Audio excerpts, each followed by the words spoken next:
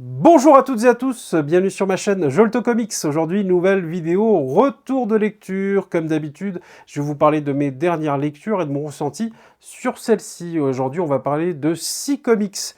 Et sans plus attendre, on va débuter par Automnal de Daniel Kraus au scénario et Chris Sheehan au dessin.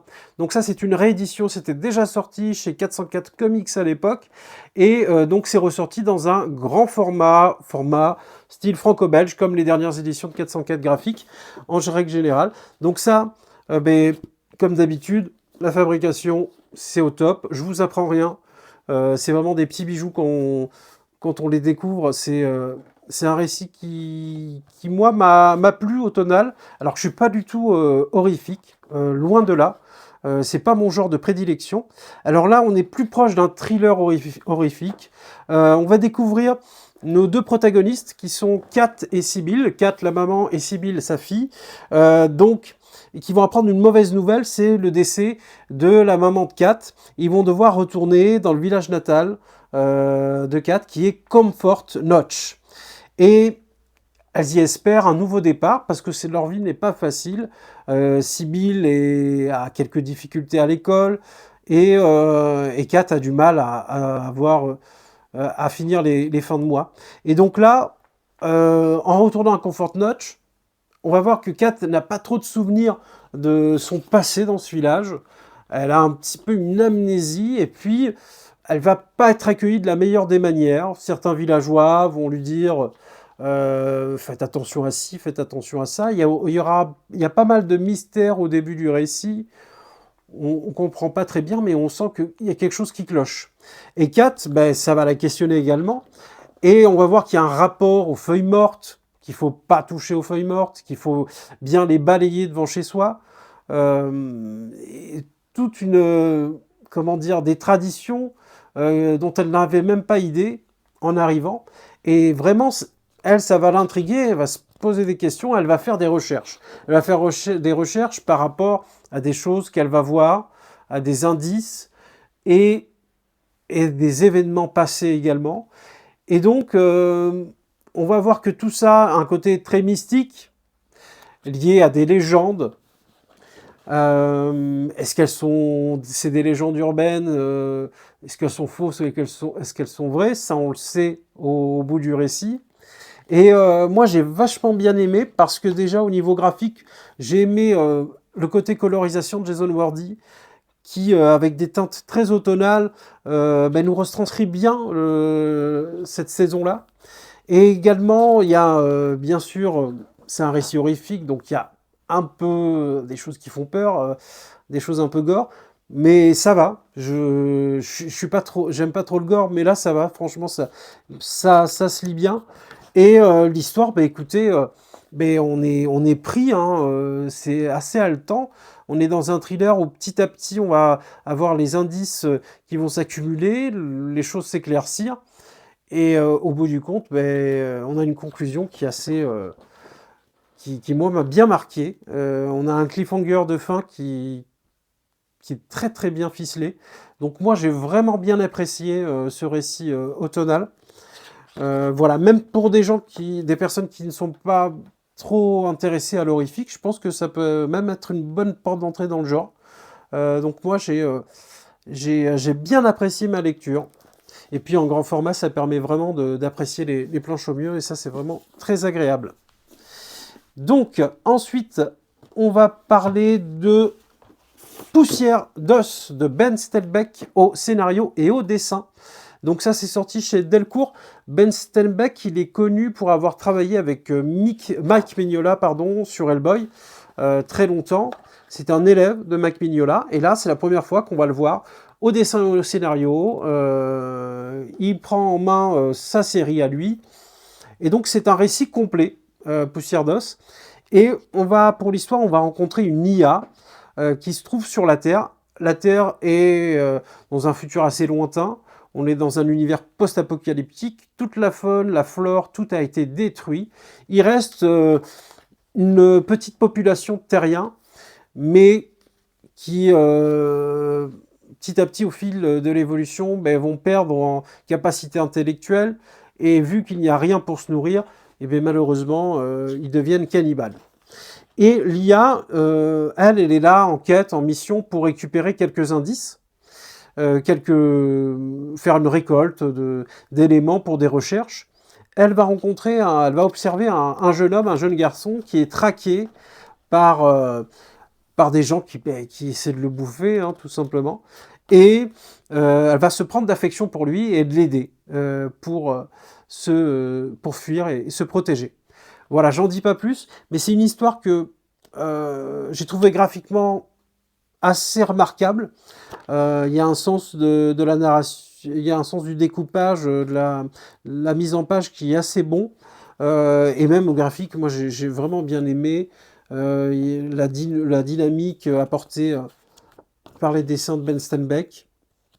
Il y a un côté un peu gore aussi cette fois-là. Bah, on parle de sujets liés au cannibalisme, donc ça marche bien au niveau graphique. Par contre, au niveau scénario, j'ai trouvé que c'était pas assez développé. J'avais l'impression, au bout du compte, au bout de la lecture de ce volume, que c'était un premier tome et que ça allait déboucher sur des suites, parce que là, on est vraiment dans une amorce d'une histoire. Et quand ça s'arrête, on se dit, bah mince, on en aurait repris un peu plus. Et même au niveau de l'histoire, j'ai trouvé qu'il y avait des choses liées à l'intelligence artificielle qui sont pas forcément creusées. C'est un parallèle un peu à l'enfant sauvage, hein.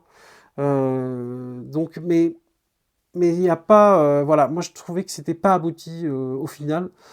Cette histoire, ça m'a plu, j'ai trouvé que c'était sympa, mais voilà, c'est dommage qu'il n'y ait pas eu, je pense, quelques numéros de plus, ou bien une suite, mais au niveau graphique, c'est assez bon. Voilà, c'est une histoire agréable, sans plus, ça en fait pas quelque chose d'indispensable. C'est un premier récit, hein, pour Ben Steinbeck, donc on va mettre ça voilà, à sa décharge. En espérant qu'on le retrouve au scénario et au dessin prochainement, ou même seulement au dessin. Des fois, c'est bien de s'adjoindre à scénariste, parce qu'il y a quelques artistes illustrateurs qui se lancent en voulant faire une histoire tout seul. Alors, je suis personne pour juger, je suis pas artiste, mais c'est vrai que des fois, s'adjoindre à un scénariste, ça peut être intéressant. Voilà, il a vraiment des qualités graphiques indéniables, mais au niveau de l'histoire, c'est pas excellent. Voilà pour Poussière d'os. Également, je vais vous parler du dernier festin de Rubin de Ramvi au scénario et Felipe Andrade au dessin. Donc là, on est dans une histoire avec le même duo qu'on avait sur les dernières... toutes les morts de Layla Starr, pardon. Et là, on va les retrouver, mais dans une histoire... au niveau géographique, qui se trouve au même endroit. On est en Inde, dans l'Inde natale de l'auteur Ramvi. On va avoir une traduction également à noter de Maxime Ledin qui fait la préface. Je trouvais assez remarquable sa préface, qui est très intéressante et qui part du postulat que l'alimentation, ce besoin essentiel pour l'humain, nous prend un temps considérable au niveau de la préparation, au niveau des courses qu'on doit faire, et qu'on passe une grande partie de notre vie à manger, ou à se préparer à manger, ou même à expulser ce qu'on a mangé. Donc ça, c'est vraiment très intéressant. Et on y apprend que Ramvi a été inspiré pour cette histoire par la mort d'un célèbre chef français qui s'appelle Anthony Bourdin, pardon. Alors, pas français, c'est un chef américain qui doit avoir des racines francophones, mais qui n'est pas français. Il est mort il y a quelques années, et puis il était très réputé pour faire des séries de documentaires autour du monde pour découvrir les différentes cultures culinaires de chaque pays. Et là, on va retrouver un personnage qui s'appelle Rubin, qui est un personnage assez affable, assez imposant aussi, et qui est un vrai ogre dans tous les sens du terme, parce que il dévore la vie, comme il dévore les mets, et comme il dévore aussi également des gens, parce qu'il est cannibale, en effet. Parce que Rubin est tout simplement un démon de la culture indienne, qui est connu pour être un ogre cannibale. Et donc, il va se donner comme mission de faire un film culinaire, un film documentaire culinaire, mais il va devoir s'adjoindre d'un réalisateur. Et il va trouver un jeune homme qui s'appelle Mohan. Et ils vont faire le tour de l'Inde ensemble. Et puis, chaque chapitre va nous présenter une recette gastronomique. Et en parallèle, on va voir l'évolution de ce road trip entre ces deux personnages. Donc, ils vont mutuellement beaucoup apprendre l'un de l'autre, et également de la culture gastronomique, la culture gastronomique indienne qui est hyper riche. Et on va avoir des recettes culinaires à chaque épisode. Des vraies recettes, on peut les faire à la maison. Bon, il faut trouver les ingrédients, ça ne se trouve pas dans toutes les épiceries. Mais voilà, ça marche bien.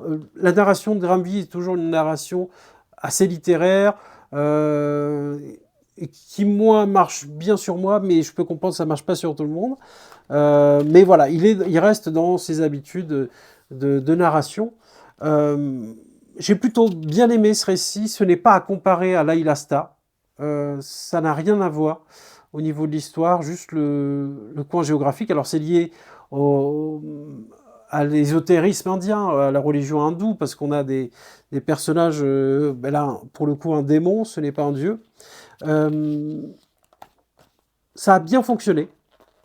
Et puis il y a une métaphore sur la transmission de la gastronomie de génération en génération, qui fait partie d'une culture immémorielle, et qui est important de garder et de nourrir, et de transmettre. Et donc ça, c'est assez fort comme message. Voilà, c'est un récit assez dense et qui sont d'autres sensations que Les Morts de Layla Starr. Mais voilà, c'est une très bonne lecture. Mais ce n'est pas le meilleur Ramvi que j'ai lu. Alors peut-être à la deuxième lecture, il faudrait que je le relise, peut-être, mais voilà, c'est pas.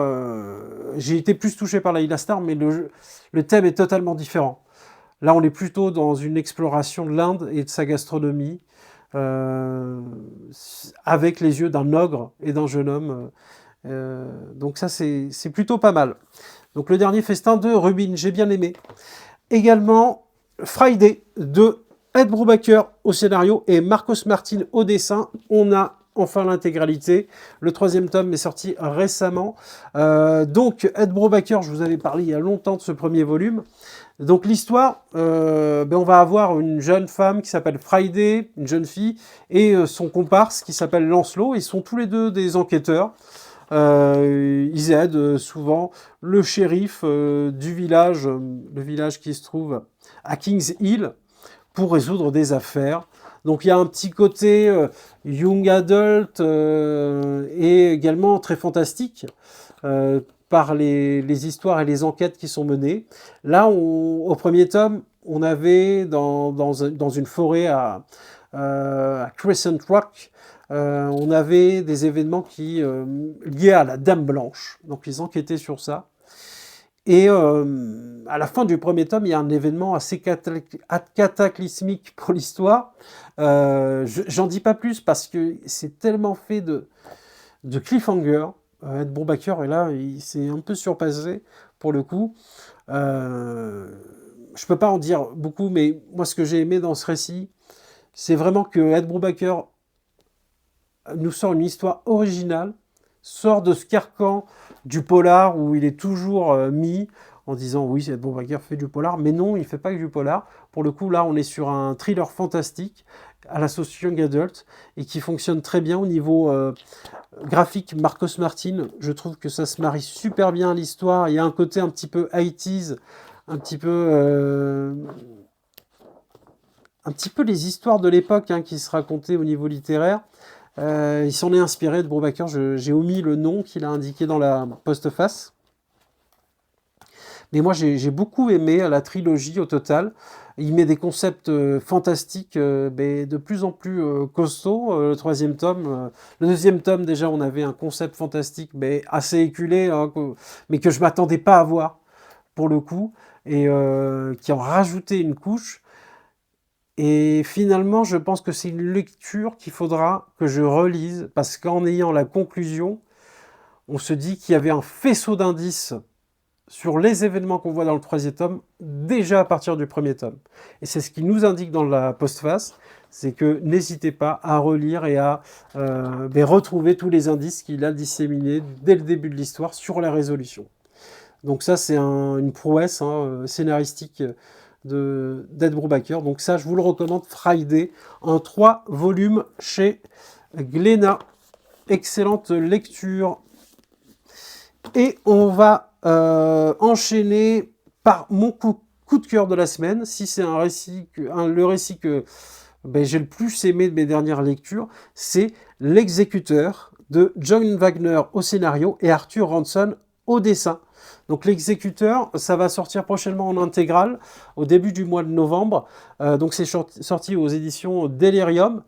Et là, on va retrouver John Wagner, c'est un scénariste que j'ai connu pour les plus assidus de la chaîne. J'en ai parlé sur un Batman Chronicles, sur la série Detective Comics. Il travaillait avec Alan Grant sur cette série. Et moi, je connaissais pas trop l'époque 2000 AD, qui continue d'ailleurs, qui est un hebdomadaire britannique qui est réputé pour éditer des récits de science-fiction, de fantastique, où il y a eu les plus grands scénaristes britanniques qui sont passés par cette revue, Alan Moore, entre autres. Et moi, je connaissais pas du tout cet hebdomadaire et puis les histoires qui sont sorties. Alors, comme je vous l'ai dit, ce magazine, il est plutôt centré sur le fantastique et la science-fiction. Mais là, le rédacteur en chef, il était tellement tombé fan à l'époque de ce récit, L'Exécuteur, il l'a sorti dans son hebdomadaire. Donc là, on va être sur un thriller, un polar noir. C'est un mélange entre John Wick et un Battle Royale. En gros, on va rencontrer un personnage qui s'appelle Harry Exton. C'est un ancien soldat, un ancien mercenaire.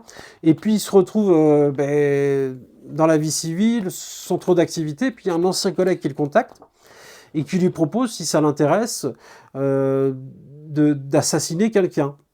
Et donc, en gros, on va vite comprendre que c'est un jeu qui se déroule et qu'il y a des richissimes personnes qui sont appelées les voix, qui vont avoir chacun un club de riches personnes, qui vont avoir chacun un exécutant, et puis il va y avoir des duels et des paris sur ces duels.